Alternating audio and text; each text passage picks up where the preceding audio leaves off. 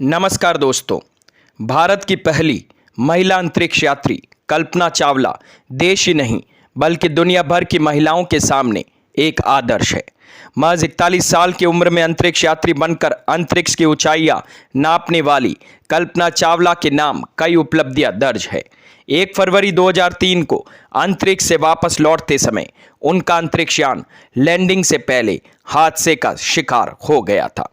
इस हादसे में कल्पना चावला सहित 7 अंतरिक्ष यात्री मारे गए।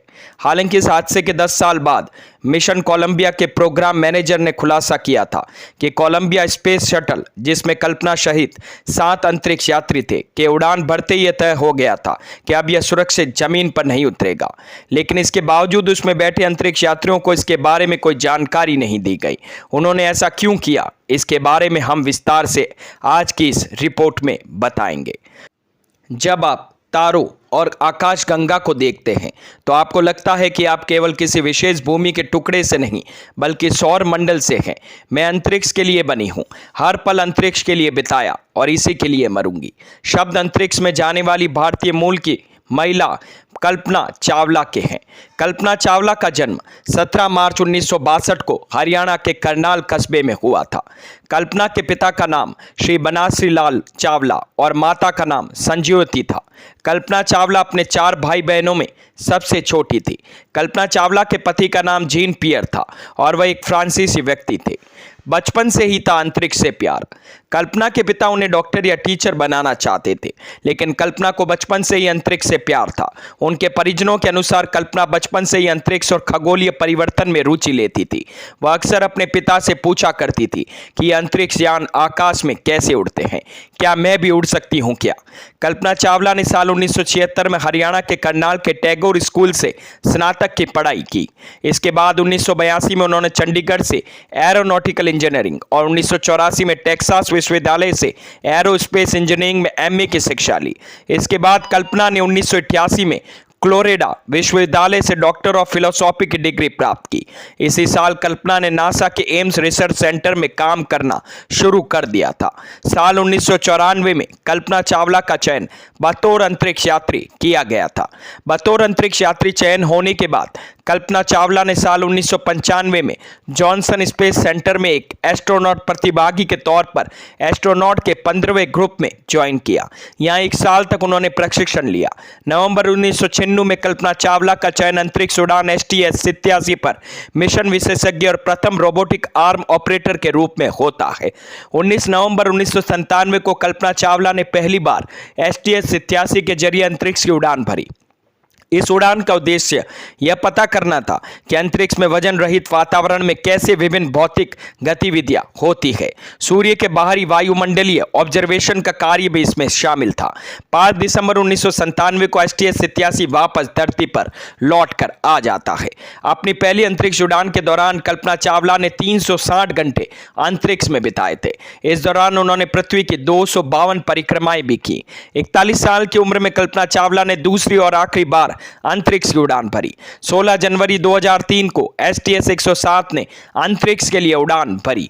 इस मिशन पर कल्पना चावला सहित 7 अंतरिक्ष यात्री गए थे। अपना मिशन खत्म कर 1 फरवरी 2003 की सुबह स्पेस शटल धरती पर वापस लौट रहा था। इसी दौरान एक ब्रीफकेस के आकार का इंसुलेशन का टुकड़ा टूट जाता है। इसमें शटल का यह विंग क्षतिग्रस्त हो गया, जो इसे री एंट्री के समय हीट से रक्षा करता था। इस घटना में कल्पना चावला समेत सभी अंतरिक्ष यात्री मारे जाते हैं। पहले ही तय हो गई थी कल्पना चावला की मौत।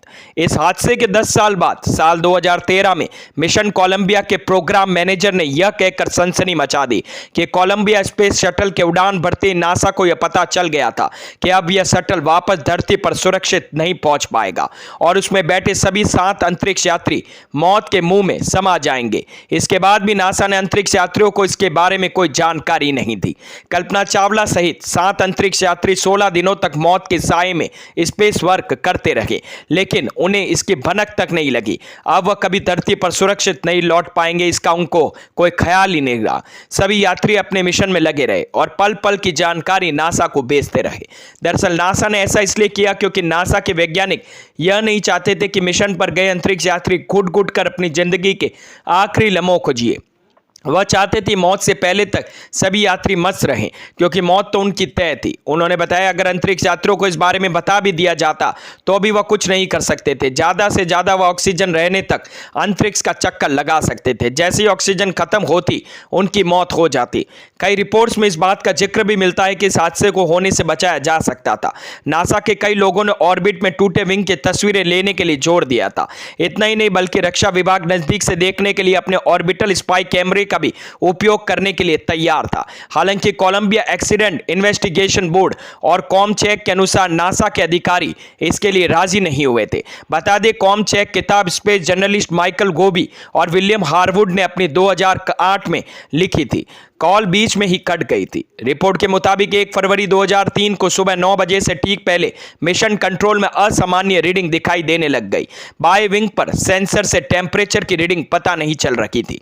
इसके बाद शटल के बाईं ओर से टायर प्रेशर रीडिंग भी गायब हो गई। टायर प्रेशर रीडिंग पर बात करने के लिए स्पेसक्राफ्ट कम्युनिकेटर ने कोलंबिया को कॉल किया था, जिसके बाद 8:59 और 32 सेकंड पर रिक ने कोलंबिया से वापस कॉल भी किया था। हालांकि रोजर बदलने के बाद ही कॉल बीच में कट गई थी। उस वक्त कोलंबिया डलास में पास था और साउंड की स्पीड में भी 18 गुना अधिक तेजी से चल रहा था। मिशन कंट्रोल ने क्रू से संपर्क करने के कई प्रयास भी किए, लेकिन कोई सफलता नहीं मिली। 12 मिनट बाद जब कोलंबिया को रनवे पर लैंड करना था, तब मिशन कंट्रोल को एक फोन कॉल आया, जिसमें कॉलर ने बताया टेलीविजन नेटवर्क आकाश में शटल के टूटने का वीडियो दिखाई दे रहा है। बस इससे कुछ ही समय बाद नासा ने एक स्पेस शटल को खोजने के लिए लोगों को भेजा, लेकिन वे लोग क्रू को नहीं बचा सके। वहां मलबे के ढेर के सिवाय कुछ भी नहीं था। तो यह बहुत ही मार्मिक और दर्दनाक कहानी है कल्पना चावला की। कल्पना चावला को हमारे चैनल के माध्यम से शत शत नमन। तो दोस्तों, कैसी लगी मेरी ये जानकारी? अगर मेरी ये वीडियोस आप लोगों को पसंद आते हैं तो प्लीज़ लाइक शेयर सब्सक्राइब करना ना भूले और हाँ, कमेंट करना भी ना भूले। धन्यवाद।